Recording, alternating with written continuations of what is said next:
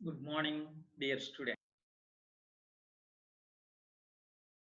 ఈ రోజు మనం 4th యూనిట్ లోని అమైనో ఆమ్లాలు అనేటువంటి పాఠం యొక్క మొదటి భాగం గురించి నేర్చుకుందాం.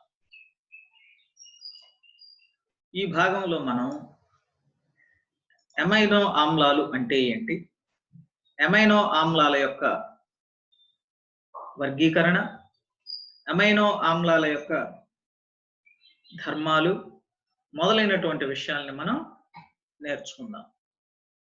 So definition of amino acids, classification వర్గీకరణ, classification of alpha amino ఆమ్లాలు, methods of synthesis అంటే తయారు చేయి పద్ధతులు, అందులో మనకి సిలబస్ లో ఉన్నటువంటి from halogenated carboxylic acids, from malonic ester and Strecker synthesis మరియు వాటి యొక్క రసాయన ధర్మాలు అనేటువంటి విషయాలను మనం ఈ రోజు ఈ క్లాస్ లో మనం నేర్చుకుందాం.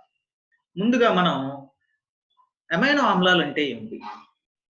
The compounds with both amino and carboxylic acid functional groups are known as amino acids. మనకు తెలుసు NH2 అమైనో సమూహం, COOH కార్బాక్సిలిక్ ఆమ్ల సమూహం. కాబట్టి ఏ సమ్మేళనాలలోనైతే ఈ అమైనో సమూహము NH2 మరియు కార్బాక్సిలిక్ ఆమ్ల సమూహం COOH రెండు ప్రమేయ సమూహాలు ఉంటాయో అటువంటి సమ్మేళనాలనే మనం అమైనో ఆమ్లాలు అని పిలుస్తాం. The name itself indicates the definition.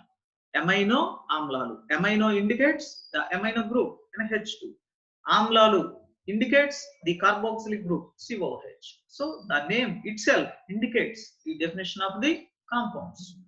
ఉదాహరణకి కనుక మనం చూసినట్లయితే ఇప్పుడు ఈ సమ్మేళనాన్ని కనుక మీరు చూడండి, ఇందులో COOH సమూహం ఉంది, అదేవిధంగా NH2 సమూహం ఉంది. సాధారణంగా ఒకే కర్బన సమ్మేళనంలో ఏదో ఒక ప్రమేయ సమూహాన్ని మనం చూస్తూ ఉంటాం, కానీ ఇక్కడ ఈ సమ్మేళనంలో మనం రెండు ప్రమేయ సమూహాలను చూస్తున్నాం. ఒకటి దిస్ ఈజ్ కార్బాక్సిలిక్ ఆమ్ల సమూహము, ఇది NH2 అమైనో ఆమ్ల సమూహము. ఈ రెండు కలిగినటువంటి ఇటువంటి సమ్మేళనాలనే మనం ఏమని పిలుస్తామంటే అమైనో ఆమ్లాలు అని పిలుస్తాము. అమైనో ఆమ్లాలలో ఏం మారుతుంది? కేవలం ఇక్కడ మీరు చూస్తున్నటువంటి ఈ బ్లాక్ కలర్ లో ఉన్నటువంటి ఆర్ అనేటువంటి చైన్ కర్బన శృంఖలం మాత్రమే మారుతుంది. ఫర్ ఎగ్జాంపుల్ ఇక్కడ మనం కొన్ని అమైనో ఆమ్లాలను చూడవచ్చు. ఆర్ ప్లేస్ లో గనక ఇక్కడ హెచ్ ఉన్నట్లయితే ఈ యొక్క సమ్మేళనాన్ని మనం గ్లైసిన్ అని పిలుస్తాం. అదే విధంగా ఆర్ ప్లేస్ లో CH3 సమూహం ఉన్నట్లయితే దానిని ఎలనైన్ అనేటువంటి అమైనో ఆమ్లంగా మనం పిలుస్తాం. అదే విధంగా CH2OH గనక ఉన్నట్లయితే ఆర్ స్థానంలో దాన్ని సెరీన్ అని పిలుస్తాం. అలాగే ఐసోప్రొపైల్ గ్రూప్ గనక ఉన్నట్లయితే దానిని వ్యాలైన్ అని పిలుస్తాం. కాబట్టి అమైనో ఆమ్లాలలో మారేది ఏమిటి? కేవలం ఒక ఆర్ సమూహము మాత్రమే. మిగిలినటువంటి COOH, NH2, ఈ CH ప్రతి దాంట్లోనూ కామన్ గా ఉంటాయి. సో ఇది అమైనో ఆమ్లాల యొక్క నిర్వచనం. తరువాత వీటి యొక్క ప్రాముఖ్యత, ఇంపార్టెన్స్ ని కనుక మనం చూసినట్లయితే ఇవి మన శరీరం యొక్క నిర్మాణంలో, మన శరీరం యొక్క పెరుగుదలలో అత్యంత ప్రాముఖ్యత వహించేటువంటివి ఏంటి? ప్రోటీనులు అని పిలుస్తాం. ఈ ప్రోటీనులు వేటి వల్ల ఏర్పడతాయంటే అమైనో ఆమ్లాల వల్లనే ఏర్పడతాయి. అమైనో ఆమ్లాలు ప్రోటీనుల వలన ఏర్పడతాయి. ప్రోటీనులు అనే వీటిని మనం జీవాణువులు, బయోమాలిక్యూల్స్ అని కూడా పిలుస్తాం. వీటి వల్లనే జీవుల యొక్క శరీర నిర్మాణం, శరీర పెరుగుదల అనేటువంటివి జరుగుతుంది. మానవ శరీరంలో ఉన్నటువంటి లేదా జంతు శరీరాలలో ఉన్నటువంటి ప్రోటీన్లను తీసుకొని వాటిని జల విశ్లేషణ జరిపినప్పుడు 25 పైగా అమైనో ఆమ్లాలు మనకి లభించడం అన్నది జరిగింది. అంటే మన శరీరంలో 25 సుమారుగా 25 అమైనో ఆమ్లాలు మన శరీరంలో ఉన్నవి. ఇక వీటి యొక్క వర్గీకరణ చూసినట్లయితే ఇవి ఆల్ఫా అమైనో ఆమ్లాలు, అదేవిధంగా బీటా అమైనో ఆమ్లాలు, అదేవిధంగా గామా అమైనో ఆమ్లాలుగా వీటిని వర్గీకరించడం అనేది జరిగింది. ఎలా వర్గీకరించారు? Based on the position of the amino group. For example alpha amino ఆమ్లాలు కనుక తీసుకున్నట్లయితే దిస్ ఈజ్ ఆల్ఫా కార్బన్. ఇక్కడ ఏ రెడ్ కలర్ లో నేను ఏదైతే చూపించానో that is alpha carbon. Alpha carbon మీద మీకు NH2 సమూహం ఉంది. అందుచేత ఇటువంటి అమైనో ఆమ్లాలను ఏమని పిలుస్తారంటే ఆల్ఫా అమైనో ఆమ్లాలు అని పిలుస్తారు. అదే విధంగా ఇక్కడ చూడండి, ఇక్కడ COH పక్కనే ఉంది ఇక్కడ CH, అందుచేత దీనిని ఆల్ఫా కార్బన్ అని పిలుస్తాం. కానీ ఇక్కడ COH కి ఈ CH కి మధ్యలో ఒక CH2 గ్రూప్ ఉంది. అప్పుడు ఇది ఆల్ఫా అవుతుంది, ఈ రెడ్ కలర్ లో ఉన్న CH బీటా అవుతుంది. బీటా మీద అమైనో గ్రూప్ ఉంది కాబట్టి దీనిని బీటా అమైనో ఆమ్లాలు అని పిలుస్తారు.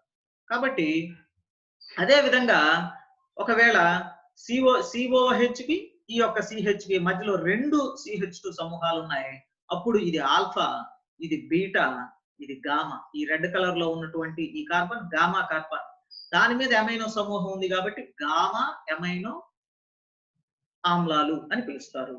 కాబట్టి ఈ విధంగా based on the position of the amino group, the amino acids are classified into 3 types: alpha amino acids, beta amino acids, gamma amino acids. అయితే ఇక్కడ గనక మనం చూసినట్లయితే beta and gamma amino acids have no much importance, వాటికి అంత ప్రాధాన్యత లేదు. మన శరీరంలో ఉన్నటువంటి అమైనో ఆమ్లాలు ఆల్ఫా అమైనో ఆమ్లాలు. కాబట్టి మనం సిలబస్ లో ఆల్ఫా అమైనో ఆమ్లాల గురించే మనం ఇక్కడ నేర్చుకుంటాం. Alpha amino acids are again divided as follows. ఈ ఆల్ఫా అమైనో ఆమ్లాలని అనేక రకాలుగా వర్గీకరించవచ్చు, అనేక రకాలుగా. ఒక్కొక్క రకాన్ని మనం ఇప్పుడు చూద్దాం. ముందుగా మొదటి వర్గీకరణ కనుక చూసినట్లయితే, based on the carbon chain or structure, these are classified into 3 types. ఆ అమైనో ఆమ్లంలో ఉన్నటువంటి కర్బన శృంఖలం ఆధారంగా లేదా దాని నిర్మాణం ఆధారంగా అమైనో ఆమ్లాలను 3 రకాలుగా వర్గీకరిస్తారు. ఒకటి ఎలిఫాటిక్ అమైనో ఆమ్లాలు, ఆరోమాటిక్ అమైనో ఆమ్లాలు, హెటిరోసైక్లిక్ అమైనో ఆమ్లాలు. ముందుగా మనం ఎలిఫాటిక్ అమైనో ఆమ్లాలకు కనుక తీసుకున్నట్లయితే వీటికి ఉదాహరణ గ్లైసిన్, ఎలనైన్, వాలైన్, సిస్టీన్. ఇవి ఎలిఫాటిక్ అమైనో ఆమ్లాలకి కొన్ని ఉదాహరణలు. ఇందులో గ్లైసిన్ ని కనుక మనం చూసినట్లయితే, this is the structure of glycine, this is the structure of alanine, this is the structure of valine, this is the structure of cysteine. ఇక్కడ మీరు కనుక చూసినట్లయితే ఏం మారుతుంది, ప్రతి దాంట్లో కూడా బ్లూ కలర్ లో ఉన్నటువంటి ఒక కార్బాక్సిలిక్ ఆమ్ల సమూహం ఉంది, రెడ్ కలర్ లో ఉన్నటువంటి అమైనో ఆమ్ల సమూహం ఉంది. ఇంకా మారిందల్లా ఏమిటి, అన్నిట్లలో మారింది ఒకటే. ఇక్కడ గ్లైసిన్ లో ఈ CH కి H ఉంది, ఇక్కడ RH గా ఉంది, ఇక్కడ CH3 ఉంది, ఇక్కడ ఐసోప్రొపైల్ గ్రూప్ ఉంది, ఇక్కడ CH2SH గ్రూప్ ఉంది. అంటే ఇందాక నేను చెప్పినట్లుగా R మారితే అమైనో ఆమ్లం యొక్క నిర్మాణం మారుతుంది, అమైనో ఆమ్లం యొక్క పేరు మారుతుంది. కాబట్టి వీటిలలో ఏం మారుతుంది అంటే కర్బన శృంఖలం మారింది. కాబట్టి వీటిని ఏమని పిలుస్తామంటే ఎలిఫాటిక్ అమైనో ఆమ్లాన్ని పిలుస్తాం. ఇక్కడ కనుక మనం చూసినట్లయితే సిస్టీన్, ఇందులో సల్ఫర్ ఉంది. సల్ఫర్ ఉన్నటువంటి అమైనో ఆమ్లాలకి ఈ సిస్టీన్ అనేది ఒక ఉదాహరణ. ఇక రెండవది ఆరోమాటిక్ అమైనో ఆమ్లాలు. ఆరోమాటిక్ అమైనో ఆమ్లాలకి ఉదాహరణ థైరాక్సిన్, ఫినైల్ ఎలనైన్, టైరోసిన్ మొదలైనటువంటి అమైనో ఆమ్లాలు మనకి ఆరోమాటిక్ అమైనో ఆమ్లాలకు ఉదాహరణ. This is the structure of thyroxine. అదే విధంగా ఫినైల్ ఎలనైన్ యొక్క నిర్మాణం ఈ విధంగా ఉంటుంది, టైరోసిన్ యొక్క అణు నిర్మాణం ఈ విధంగా ఉంటుంది. ఇక్కడ కనుక మనం చూసినట్లయితే ఇందాకటి లాగానే సేమ్ చూడండి, ఇక్కడ కూడా CH, ఒక NH2, ఒక COOH ఉంది. మారిందల్లా ఏమిటంటే పక్కన ఈ CH కి అటాచ్ అయ్యి ఉన్నటువంటి R సమూహం మారింది. ఇక్కడ R సమూహం ఏమిటంటే ఆరోమాటిక్ వలయాలు ఉన్నాయి. దిస్ ఇస్ ద CH, ఇదంతా ఆరోమాటిక్ వలయం. దిస్ ఇస్ ద CH, ఇదంతా ఆరోమాటిక్ వలయం. ఆరోమాటిక్ వలయాలు కలిగి ఉన్నటువంటి అమైనో ఆమ్లాలు కాబట్టి వీటిని ఏమని పిలుస్తారంటే ఆరోమాటిక్ అమైనో ఆమ్లాలు అని పిలుస్తారు. అదే విధంగా హెటిరోసైక్లిక్ అమైనో ఆమ్లం. మనం ఇంతకుముందు హెటిరోసైక్లిక్ వలయాల గురించి గత తరగతులలో మనం నేర్చుకున్నాం. హెటిరోసైక్లిక్ అంటే ఏమిటి, అవి కూడా వలయ సమ్మేళనాలే, కాకుంటే ఒక కార్బన్ స్థానంలో నైట్రోజన్, ఆక్సిజన్, సల్ఫర్ వంటి ఇతర పరమాణువులు ఉన్నట్లయితే వాటిని హెటిరోసైక్లిక్ వలయాలు అని పిలుస్తాం. ఇక్కడ ఇది పైరోల్ వలయాన్ని పోలి ఉంది కదా, దిస్ ఇస్ కాల్డ్ టెట్రాహైడ్రోపైరోల్. టెట్రాహైడ్రోపైరోల్ వలయం ఇది. అంటే పైరోల్ ఇక్కడ 2 డబుల్ బాండ్స్ ఉండాలి, అవి 2 కూడా హైడ్రోజనేషన్ లో ఇక్కడ వెళ్ళిపోయాయి, ఆ డబుల్ బాండ్స్ వెళ్ళిపోయాయి. కాబట్టి ఇక్కడ టెట్రాహైడ్రోపైరోల్ కి సెకండ్ పొజిషన్ లో COOH ఉంది. This is the heterocyclic ring and the name of this compound is called proline. Amino ఆమ్లాలని షార్ట్ కట్ లో ఈ విధంగా చూపిస్తూ ఉంటారు. Glycine GLY, alanine ALA, valine VAL. ఇంతకు ముందు కూడా మనం చూసాం.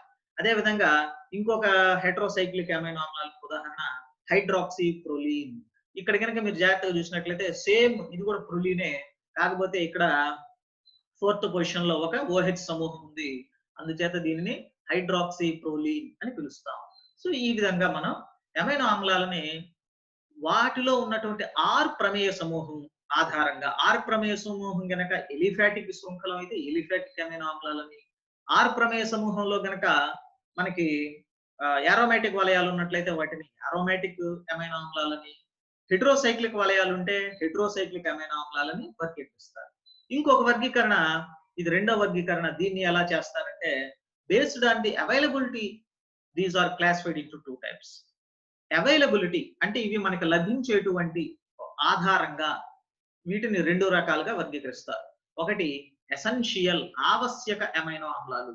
The amino acids which the body cannot synthesize are known as essential amino acids.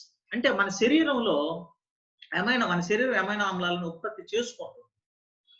అలా ఉత్పత్తి చేసుకోలేనటువంటి అమైనో ఆమ్లాలను ఏమని పిలుస్తారంటే ఎసెన్షియల్ అమైనో ఆమ్లాలు లేదా ఆవశ్యక అమైనో ఆమ్లాలు అని పిలుస్తారు. Deficiency of these essential amino acids prevents growth in young animals and may even cause death. కాబట్టి ఇవి శరీరంలో సరిగ్గా లోపించినట్లయితే, అంటే శరీరంలో వీటి కొరత ఏర్పడినట్లయితే, ఇవి శరీరం మీ కింద చెప్పాను నేను, అమైనో ఆమ్లాల వల్ల ప్రోటీన్లు ఏర్పడతాయి. ప్రోటీన్లు శరీర నిర్మాణంలో, శరీర నిర్వహణలో ప్రముఖ పాత్ర వహిస్తాయి.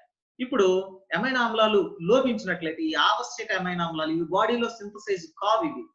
కాబట్టి ఇవి గనక బాడీకి గనక అందకపోతే శరీర నిర్మాణంలో పెరుగుదల ఆగిపోతుంది. కొన్ని సందర్భాల్లో మరణం కూడా సంభవించేటువంటి అవకాశాలు ఉన్నాయి. There are 10 essential amino acids in which 8 are more important. These are the 10 amino acids: valine, leucine, isoleucine, lysine, methionine, threonine, tryptophan, phenylalanine, histidine and arginine. These are the 10 essential amino acids. ఇవి మన శరీరంలో ఉత్పత్తి కావు. మరి ఎలా మన శరీరానికి లభిస్తాయి? మనం తీసుకునేటువంటి ఆహార పదార్థాల ద్వారా ఇవి మన శరీరానికి లభిస్తాయి. ఇందులో ఈ రెడ్ కలర్ లో చూపించినటువంటి 8 ఇంకా ముఖ్యమైనటువంటి అమైనో ఆమ్లాలు హిస్టిడిన్, అర్జినిన్ అనేటువంటివి వాటికన్నా కొంచెం ప్రాధాన్యత తక్కువ కలిగినటువంటి అమైనో ఆమ్లాలు. సో ఇవి ఎసెన్షియల్ లేదా ఆవశ్యక అమైనో ఆమ్లాలు. ఇక నాన్ ఎసెన్షియల్ ఆవశ్యకం కాని అమైనో ఆమ్లాలు అంటే ఏమిటి? The amino acids which the body can synthesize are known as non-essential amino acids. అంటే మన శరీరము తాను సొంతంగా తయారు చేసుకోగలిగినటువంటి అమైనో ఆమ్లాలనే ఏమని పిలుస్తారంటే నాన్ ఎసెన్షియల్ అమైనో యాసిడ్స్ లేదా ఆవశ్యకం కాని అమైనో ఆమ్లాలు. అంటే ఇవి శరీరంలో ఉత్పత్తి అవుతాయి.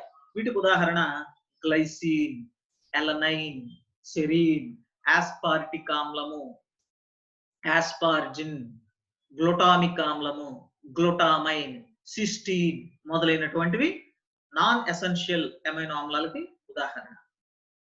అదే విధంగా ఇక మూడవ వర్గీకరణ కనుక చూసినట్లయితే based on the nature of the amino acids these are classified into 3 types. అమైనో ఆమ్లాల యొక్క రసాయన స్వభావాన్ని బట్టి వీటిని 3 రకాలుగా వర్గీకరించవచ్చు. ఇందులో మొదటిది న్యూట్రల్ అమైనో ఆమ్లాలు, తటస్థ అమైనో ఆమ్లాలు, పేరులోనే మనకు తెలిసిపోతుంది. అదేవిధంగా ఎసిడిక్ అమైనో ఆమ్లాలు, అదేవిధంగా బేసిక్ అమైనో ఆమ్లాలు అనేటువంటి 3 రకాలుగా వీటిని వాటి యొక్క రసాయన స్వభావాన్ని ఆధారంగా వర్గీకరిస్తారు. ఇందులో మొదటి కనుక మనం చూసినట్లయితే న్యూట్రల్ అమైనో ఆమ్లాలు. న్యూట్రల్ అమైనో ఆమ్లాలు అంటే ఏమిటి? పేరులోనే ఉంది, వీటికి తటస్థ స్వభావం ఉంటుంది. These contain 1 amino group and 1 carboxyl group.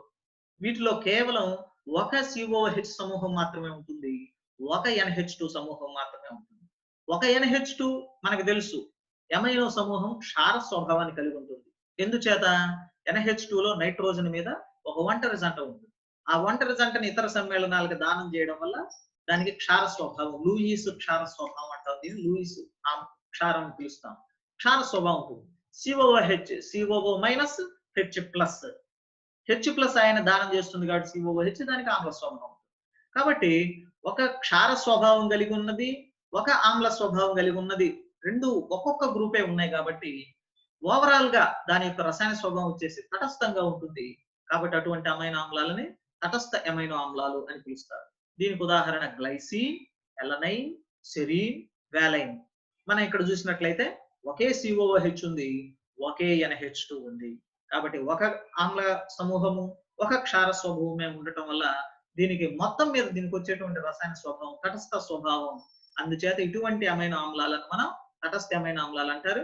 వీటికి example glycine, alanine, serene, valine. ఈ సమూహాన్ని R ప్లేస్ లో ఉంచినట్లయితే మనం ఆ పర్టిక్యులర్ అమైనో ఆమ్లం యొక్క స్ట్రక్చర్ ని మనం పొందుతాం. అదేవిధంగా రెండో రకాన్ని కనుక చూసినట్లయితే ఎసిడిక్ అమైనో ఆమ్లాలు. ఎసిడిక్ అమైనో ఆమ్లాలు అంటే ఏంటి? These contain 1 amino group and 2 carboxyl groups. అంటే ఈ అమైనో ఆమ్లాలలో ఒకటే NH2 సమూహం ఉంటుంది. COOH సమూహాలు మాత్రం 2 ఉంటాయి. 2 COOH సమూహాలు ఉన్నాయి కాబట్టి ఎసిడిక్ నేచర్ డామినేట్ చేస్తుంది. కాబట్టి ఈ అమైనో ఆమ్లాలకి ఆమ్ల స్వభావం అనేది రసాయన స్వభావంగా ఉంటుంది. ఇక్కడ మనం ఉదాహరణకు చూసినట్లయితే ఆస్పార్టిక్ ఆమ్లము మరియు గ్లూటామిక్ ఆమ్లం. ఆస్పార్టిక్ ఆమ్లాన్ని ASP అని షార్ట్ ఫామ్ లో చూపిస్తారు, గ్లూటామిక్ ఆమ్లాన్ని GLU లో చూపిస్తారు. ఇక్కడ చూసినట్లయితే దిస్ ఈజ్ ఆస్పార్టిక్ ఆమ్లం. ఇక్కడ రెండు రెడ్ కలర్ లో ఉన్నటువంటి 2 COOH చూడండి. NH2 ఒకటే ఉంది కానీ COOH లో 2 ఉన్నాయి. గ్లూటామిక్ ఆమ్లంలో కూడా NH2 ఒకటే ఉన్నది, COOH లో 2 ఉన్నాయి. ఫలితంగా COOH సమూహాలు ఎక్కువగా ఉన్నాయి కాబట్టి ఈ అమైనో ఆమ్లాలకి రసాయన స్వభావం ఆమ్ల స్వభావంగా ఉంటుంది. ఇక మూడవది బేసిక్ అమైనో ఆమ్లాలు. ఇందాక దాన్ని బట్టి మనం క్లియర్ గా చెప్పవచ్చు. ఏ విధంగా? వీటిలో 2 అమైనో గ్రూపులు ఉంటాయి, ఒక కార్బాక్సిల్ గ్రూప్ ఉంటుంది. Example lysine, arginine, histidine, tryptophan. ఇక్కడ లైసిన్ నిర్మాణాన్ని కనుక చూసినట్లయితే ఇక్కడ చూడండి, ఇక్కడ ఒక NH2 సమూహం ఉంది, ఇక్కడ ఇంకొక NH2 సమూహం ఉంది. దిస్ ఈజ్ ఓన్లీ 1 COOH సమూహం. అర్జినిన్ కనుక చూసినట్లయితే ఇక్కడ ఓన్లీ ఒకే ఒక COOH సమూహం ఉంది. దిస్ ఈజ్ ఒక NH2 సమూహం, ఇది ఇంకొక NH2 సమూహం, ఇక్కడ ఇంకొక డబుల్ బాండ్ NH ఉంది, ఇక్కడ ఇంకొక NH ఉంది. అంటే ఈ NH2 సమూహాలు ఎక్కువగా ఉన్నాయి కాబట్టి ఇటువంటి అమైనో ఆమ్లాలనే క్షార అమైనో ఆమ్లాలు అని పిలుస్తారు. ఇప్పుడు దీని తర్వాత నెక్స్ట్ మనం సింథసిస్ ఆఫ్ అమైనో ఆమ్లాలు, వీటిని ఎలా తయారు చేస్తారు అన్నది కనుక మనం చూసినట్లయితే మొదటిది amination of alpha halo carboxylic acids. Alpha halo ఆమ్లాల ఎమైనీకరణము, మెలోనిక్ ఎస్టర్ సింథసిస్, అదేవిధంగా స్ట్రెకర్ సింథసిస్ అనేటువంటి పద్ధతుల ద్వారా మనం ఆల్ఫా అమైనో ఆమ్లాలను తయారు చేస్తాము. ముందుగా amination of alpha halogenated acids. Alpha halo ఆమ్లాలను మనము అమ్మోనియాతో చర్య జరిపిస్తే మనకి నేరుగా ఆల్ఫా అమైనో ఆమ్లాలు ఏర్పడతాయి. ఇక్కడ చూడండి, దిస్ ఈజ్ ఎస్టిక్ ఆమ్లం CH3COOH. దీన్ని chlorine in the presence of phosphorus తో చర్య జరిపిస్తే ఒక హైడ్రోజన్ ప్లేస్ లో క్లోరిన్ సబ్స్టిట్యూట్ అవుతుంది. దిస్ ఈజ్ రెడ్ కలర్ లో క్లోరోఎస్టిక్ ఆమ్లం. The name of this compound is called chloroacetic ఆమ్లం. ఈ క్లోరోఎస్టిక్ ఆమ్లం ఈ చర్యనే మనం HVZ రియాక్షన్ అని పిలుస్తాం. ఇంతకు ముందు క్లాస్ లో మనం నేర్చుకున్నాం. ఇప్పుడు ఈ క్లోరోఎస్టిక్ ఆమ్లాన్ని అమ్మోనియాతో చర్య జరిపిస్తే మనకి ఈ యొక్క COOH సమూహం అలాగే ఉంటుంది. ఈ NH3 సమూహం ఈ యొక్క Cl ని రీప్లేస్ చేస్తుంది, NH2 ఏర్పడుతుంది. NH2 ఇక్కడ సబ్స్టిట్యూట్ అవుతుంది. ఫలితంగా NH2COOH ఏర్పడినటువంటి ఈ సమ్మేళనాన్ని మనం ఆల్ఫా అమైనో ఆమ్లం అని పిలుస్తాం. దీనికి the name of this compound is called glycine. మనకి సిలబస్ లో గ్లైసిన్ మొదలైనటువంటి కొన్ని అమైనో ఆమ్లాల యొక్క తయారీ కూడా ఉంది. ఇక్కడ మనం గ్లైసిన్ యొక్క తయారీని కూడా ఇందులో మనం చెప్పుకోవచ్చు. ఇక రెండోది మెలోనిక్ ఎస్టర్ సింథసిస్. మెలోనిక్ ఎస్టర్ ను చర్య జరిపిస్తే సోడియం ఇథాక్సైడ్ తో చర్య జరిపిస్తే సోడియం మెలోనిక్ ఎస్టర్ ఏర్పడుతుంది. దీనిని ఆల్కైల్ హ్యాలైడ్ తో చర్య జరిపిస్తే ఆల్కైల్ మెలోనిక్ ఎస్టర్ ఏర్పడుతుంది. ఈ ఆల్కైల్ మెలోనిక్ ఎస్టర్ ను జల విశ్లేషణ చేస్తే ఆల్కైల్ మెలోనిక్ ఆమ్లం ఏర్పడుతుంది. ఈ ఆల్కైల్ మెలోనిక్ ఆమ్లాన్ని బ్రోమిన్ తో వేడి చేస్తే డీకార్బాక్సిలేషన్ జరిగి బ్రోమో కార్బాక్సిలిక్ ఆమ్లం ఏర్పడుతుంది.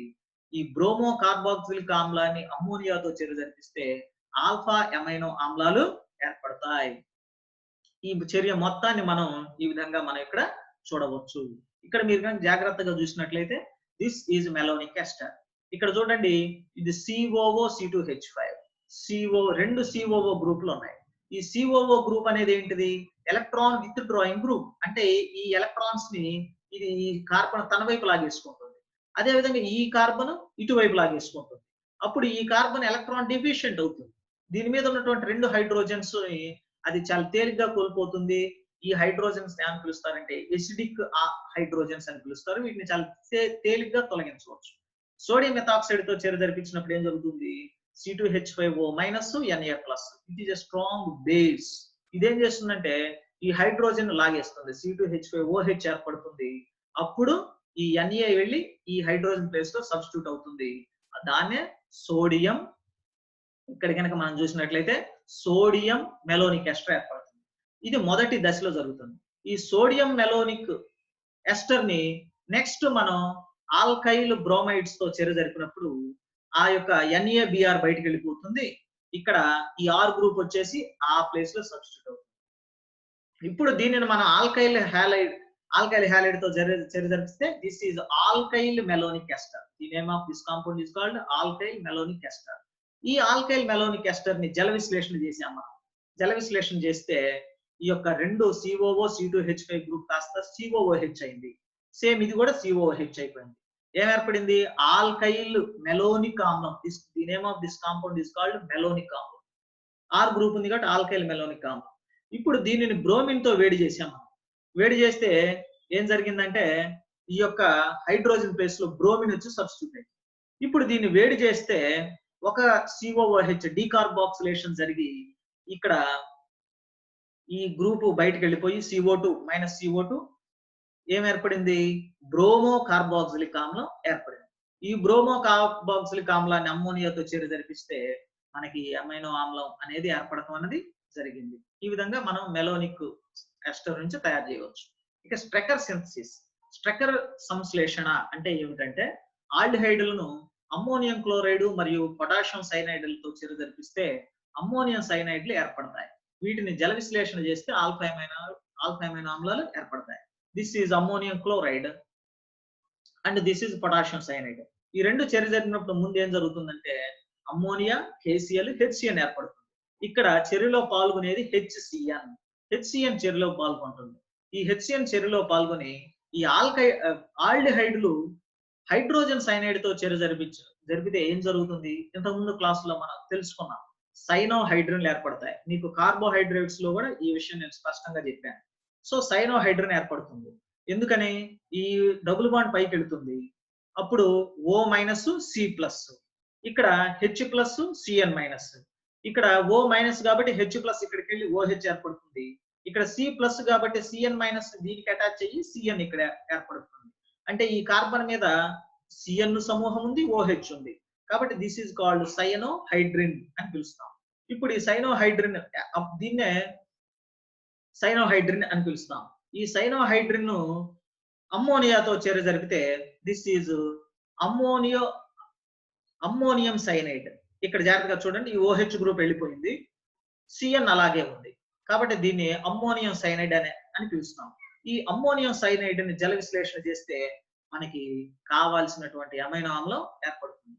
ఇక్కడ ఈ చర్యలో గనక మనం పూర్తిగా గనక చూసినట్లయితే ఇక్కడ మనకి సిలబస్ లో ఉన్నటువంటి అలనిన్ ఎలా తయారు చేస్తారు, గ్లైసిన్ ఎలా తయారు చేస్తారు, వ్యాలైన్ ఎలా తయారు చేస్తారు, లూసిన్ ఎలా తయారు చేస్తారు అన్నది మనం ఈ చర్య ద్వారా మనం చెప్పవచ్చు. ఎలాగ ఇక్కడ R సమూహం కనుక మార్చినట్లయితే RCH3 తీసుకుంటే మనకి అలనైన్ ఏర్పడుతుంది. R ప్లేస్ లో ఇక్కడ H పెట్టామనుకోండి, అప్పుడు దాన్ని ఫార్మాల్డిహైడ్ అని పిలుస్తాం. అప్పుడు ఇక్కడ గ్లైసిన్ ఏర్పడుతుంది. సేమ్ ప్రొసీజర్ ఇదే, ఇక్కడ ఏర్పడేది గ్లైసిన్ ఏర్పడుతుంది. ఇక్కడ ఐసో ఆర్ ప్లేస్ లో ఐసో ప్రొపైల్ గ్రూప్ తీసుకుంటే వాలైన్ అనేటువంటి అమైనో ఆమ్లం ఏర్పడుతుంది. అదే విధంగా CH2CH3 ట్వైస్ సమూహాన్ని గనక ఇక్కడ గనక ఉన్న ఆల్డిహైడ్ మనం తీసుకుంటే మనకి ఏర్పడేటువంటి సమ్మేళనం లూసిన్. ఈ విధంగా మనకి కావాల్సినటువంటి అమైనో ఆమ్లాన్ని మనం తయారు చేయవచ్చు. ఈ విధంగా మనం అమైనో ఆమ్లాలని ఎలా తయారు చేస్తారు అనేటువంటి 3 పద్ధతుల ద్వారా మనం నేర్చుకున్నాం. ఇప్పుడు అమైనో ఆమ్లాల యొక్క రసాయన ధర్మాలు కనుక మనం చూసినట్లయితే ముందుగా రియాక్షన్స్ ఆఫ్ అమైనో గ్రూప్. మనం ఇంతకుముందు అమైనో ఆమ్లాలలో మనం చెప్పుకున్నాం. అమైనో ఆమ్లాలు అంటే ఏంటి? అమైనో సమూహము ఉంటుంది, at the same time carboxylic ఆమ్ల సమూహం ఉంటుంది. కాబట్టి ఈ సమ్మేళనాలు అమైనో సమ్మేళనాలు చూపించేటువంటి రసాయన ధర్మాలను చూపిస్తాయి.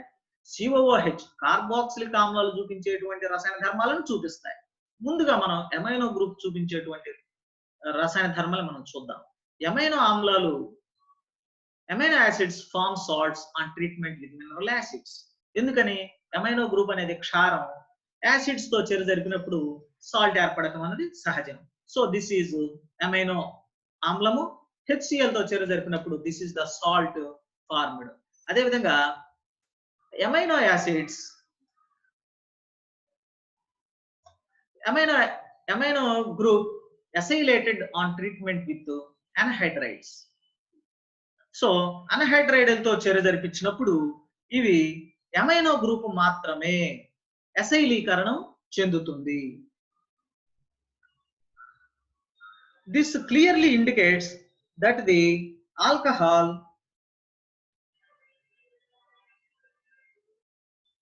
కాబట్టి అమైనో ఆమ్లాలు